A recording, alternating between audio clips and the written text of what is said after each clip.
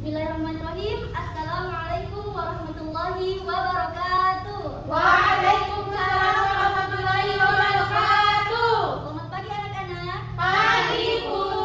Oke, bagaimana kabarnya hari ini? Alhamdulillah. Alhamdulillah.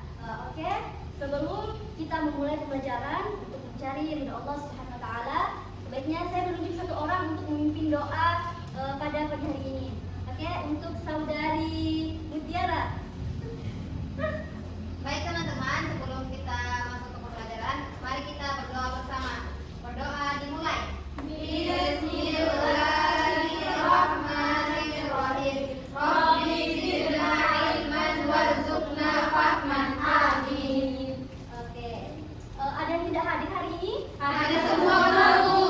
Alhamdulillah. Nanti ada kata yang pantas kita ucapkan selain mengucapkan syukur kepada Allah Subhanahu wa taala yang telah memberikan kita nikmat sehat jasmani dan rohani. Baik anak-anak sekalian, seperti apa yang terpampang pada media kita pada slide, mata pelajaran hari ini adalah fikih, di mana bab pertama tentang fikih adalah toharoh. Ada yang tahu apa itu toharoh? Oke, pertama kita semua. Kita akan mempelajari toharoh atau bersuci. Nah, sebelum masuk pada materi, Ibu akan memberi apa tujuan pembelajaran kita pada kali ini. Nah, ada 3 poin yang anak-anak sekalian harus perhatikan. Yang pertama itu kita dapat membedakan pengertian bersuci dan membersihkan diri. Kemudian yang kedua, ada anak-anakku dapat menyimpulkan dasar-dasar hukum bersuci berdasarkan ayat-ayat dan hadis.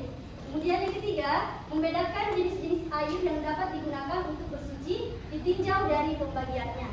Oke, kita masuk pada materi ya. Ya, Bu. Nah, membahas pengertiannya. Nah, bersuci dalam bahasa Arab memiliki disebut dengan at-thaharah, yang berarti membersihkan diri, pakaian atau tempat dan benda-benda lain dari najis dan hadas dengan tata cara yang ditentukan oleh syariat Islam. Nah, bersuci menempati kedudukan yang penting dalam ibadah setiap orang yang akan mengerjakan sholat, tawaf atau ibadah-ibadah fardu lainnya. Nah, kita masuk pada perbedaan bersuci dan membersihkan. Nah, sebagaimana yang anak-anak lihat pada slide, bersuci itu terbagi menjadi 2, yaitu bersuci lahiriah dan bersuci batiniyah. Nah, bersuci lahiriah atau hissiyah yaitu meliputi kegiatan bersuci dari najis dan hadas. Contohnya itu membersihkan badan, tempat atau di luar diri kita ini. Nah, yang kedua ada bersuci batiniyah. Bersuci batiniyah adalah membersihkan jiwa dari kotoran batin berupa dosa dan perbuatan maksiat. Jadi sudah jelas ya perbedaannya antara lahiriah dan batiniyah. Lahiriah itu seperti pakaian, tempat dan lain-lain, sedangkan batiniyah itu seperti jiwa, hati dari kotoran atau maksiat. Jadi pada intinya anak-anakku, kalau bersuci itu sudah menyertakan perbuatan membersihkan diri, tetapi membersihkan diri belum tentu termasuk dari bersuci.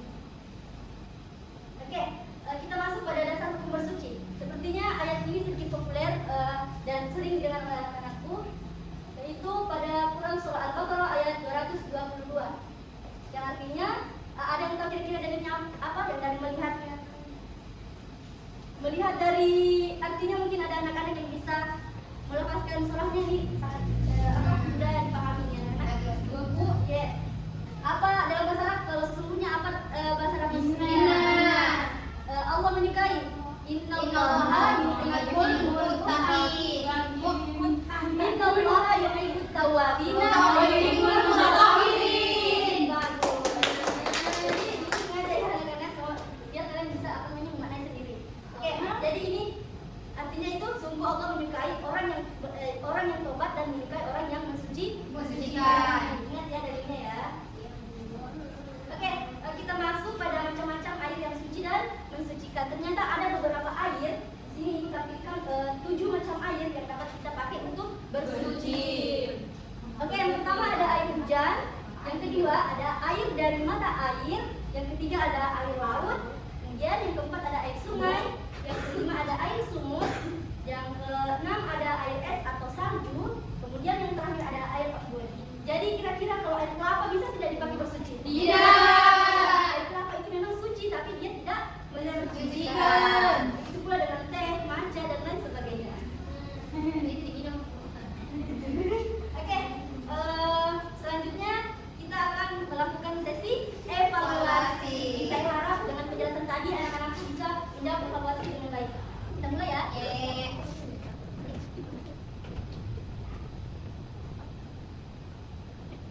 Oke, apa ada? Aul.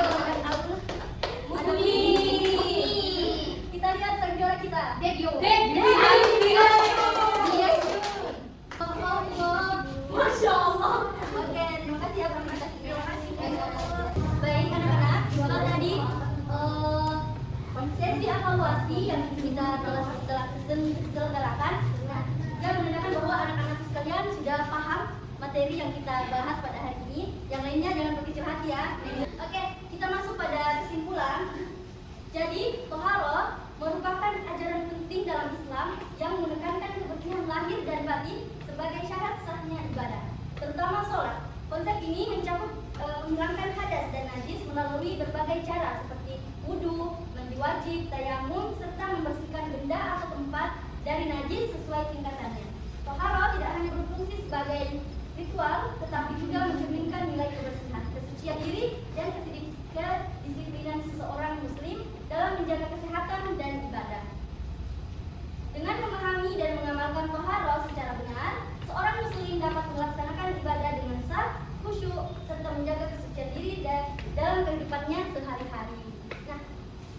Nah, mungkin itu saja sedikit materi dari Ibu mengenai toharo pada hari ini. Semoga apa yang Ibu sampaikan dapat bermanfaat dan anak-anak sekalian bisa mengamalkan di luar kelas. Amin.